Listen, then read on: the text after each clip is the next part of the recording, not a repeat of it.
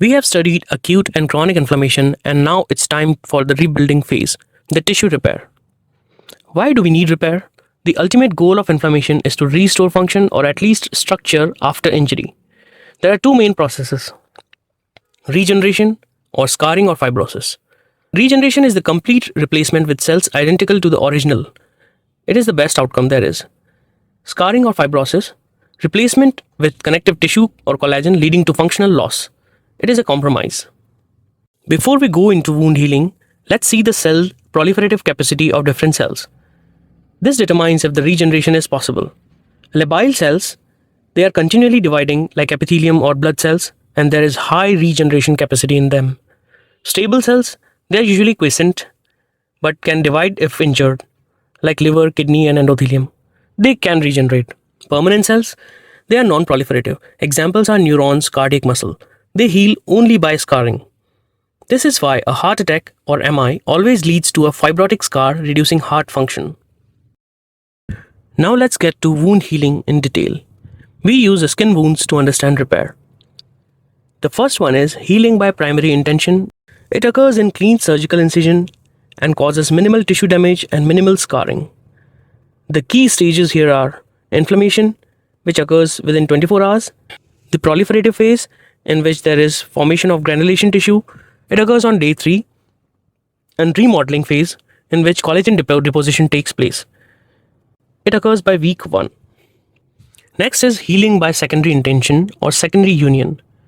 It occurs in large tissue defect or infected wound, or when the edges are far apart. There is more intense inflammation and extensive granulation tissue is formed. There are lots of new capillaries and fibroblasts.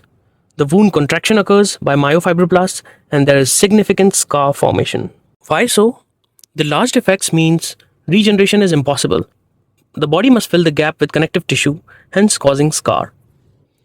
Now let's understand what the granulation tissue is. It is a hallmark of healing.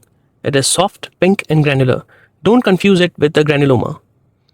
It is composed of angiogenesis, the new capillaries, fibroblasts which produce collagen, and a loose matrix. Angiogenesis brings nutrients and oxygen. Fibroblasts lay down the structural foundation or collagen for the scar. Now let's see the growth factors or the construction managers and how they aid in wound healing. The growth factors are proteins that tell cells to divide or synthesize matrix. Let's see the key growth factors that help in repair. First one is vascular endothelial growth factor or VEGF. It is the angiogenesis factor. You need new blood supply for any type of repair. The new blood vessels brings nutrients and oxygen to the growing tissue. Next one is TGF-beta or transforming growth factor beta.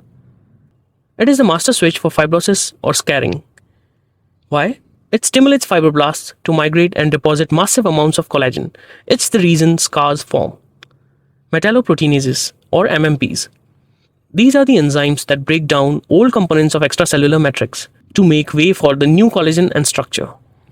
Now let's understand complications of repair. Why do complications happen? Due to a failure to balance destruction and synthesis. It leads to 3 outcomes: deficient scar formation, excessive scar formation, or contraction. In deficient scar formation, there are 2 manifestations: wound dehiscence, the wound pops open or rupture, or ulceration, inadequate blood supply at the site. In excessive scar formation, there are 2 types: hypertrophic scar and keloid. In hypertrophic scar, there is excessive collagen but stays within the boundary of the original wound. But in keloid, we see excessive collagen that grows beyond the original wound boundary. It is often seen in darker skinned individuals and is genetically predisposed. The third one is contraction. There is excessive action of myofibroblasts. This leads to rigidity and deformity, especially common in severe burns, example affecting joints or the palms. Go through this table to understand the differences between hypertrophic scar and keloid. We have dissected the entire spectrum: the acute inflammation, the fast one with neutrophils and histamine and prostaglandins, the chronic inflammation, the slow one with macrophages and lymphocytes and granulomas, and the repair, the regeneration or scarring driven by growth factors like TGF-beta. Pathology is the bridge. We used anatomy, vascular supply, physiology, permeability, biochemistry, arachidonic acid pathway, pharmacology, NSAIDs, and surgery, wound care to understand this topic. You are now equipped to tackle clinical cases involving fever, swelling, and healing. I've created a high-yield PDF cheat sheet of all these tables and flowcharts. The link is in the description. Hit that like button and subscribe to Conquer Pathology with Dr. P for more lectures, and drop your toughest pathology question in the comments below. Study smart, and I'll see you in the next lecture.